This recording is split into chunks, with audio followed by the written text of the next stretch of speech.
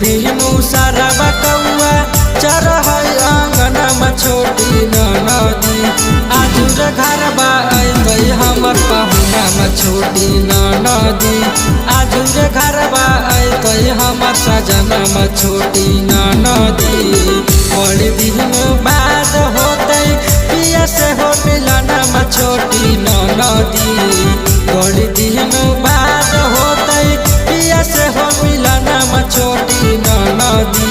आजुर घर बाई हमर सजना में छोटी नदी आजुर घर बाई हमर पहुना में छोटी नदी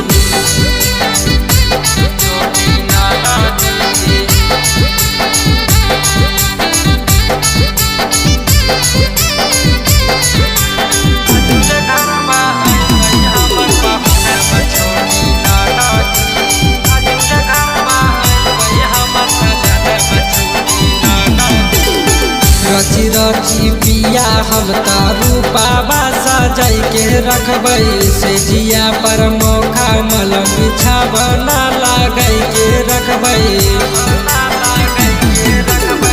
रची रची पिया हम तारू पावा सजाई के रखबै से जिया पर मौखा मलम बिछावना लगाई के रखबै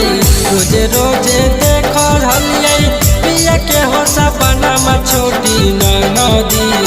रोजे रोजे देखो हलियै पिया के हो सपना में छोटी नदी आजुर घर बाई हमर सजना में छोटी नदी आजुर घर बाई हमर पहुना में छोटी नदी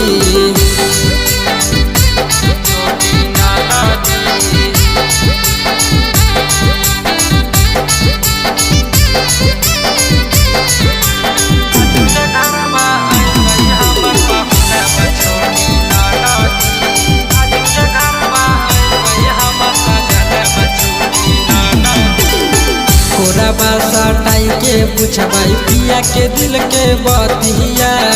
कैसे के कटल पिया हमारा बिना रतिया छतिया सटाई के पूछबाई पिया के दिल के बतिया कैसे के कटल पिया हमारा बिना रतिया चलन रंगीला सती सतिया हमारो हो बलम छोटी नदी